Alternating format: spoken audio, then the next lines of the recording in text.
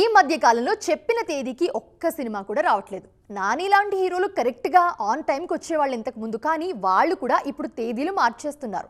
2026లో వాయిదా పడిన సినిమాలన్నీ ఒక్కొక్కటిగా డేట్స్ లాక్ చేసుకుంటున్నాయి. మెల్లగా సమ్మర్ నుంచి ఇయర్ ఎండ్ వరకు సినిమాలు లాక్ అవుతున్నాయి. మరి ఆ డేట్స్ ఏంటో చూద్దాం రండి.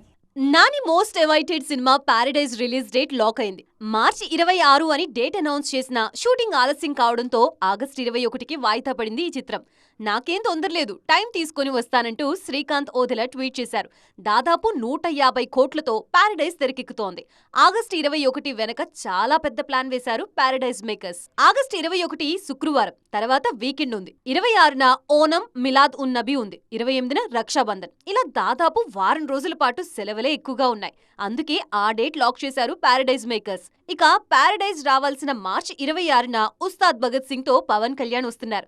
మార్చి 27న రావాల్సిన పెద్ది ఏప్రిల్ 30కి పోస్ట్ పోన్ అయింది. Be mine with the Joyalika's Be Mine Heart to Heart Valentine's collection. Ha, very smart. This year, on the purchase of jewelry worth $1,000 and above, you can receive exciting cashback vouchers, 100% value on old gold exchange, 100% value on diamond exchange, and much more only till February 15th, 2026. Chiranjeevi socio fantasy Vishwambhara July 10న దాదాపు ఖరారైనట్లే. అధికారికంగా date రావడమే తరువాయి.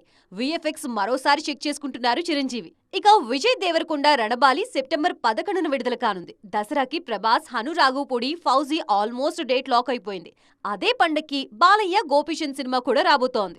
సెప్టెంబర్లో రానున్న విజయ్ దేవరకొండ 3 నెలల గ్యాప్లోనే rowdy జనార్దన్తో మరోసారి పలకరించబోతున్నారు విజయ్. సమ్మర్ నుంచి డిసెంబర్ వరకు రాబోయే పెద్ద సినిమాల డేట్స్ అన్ని దాదాపు లాక్ అయిపోయాయి.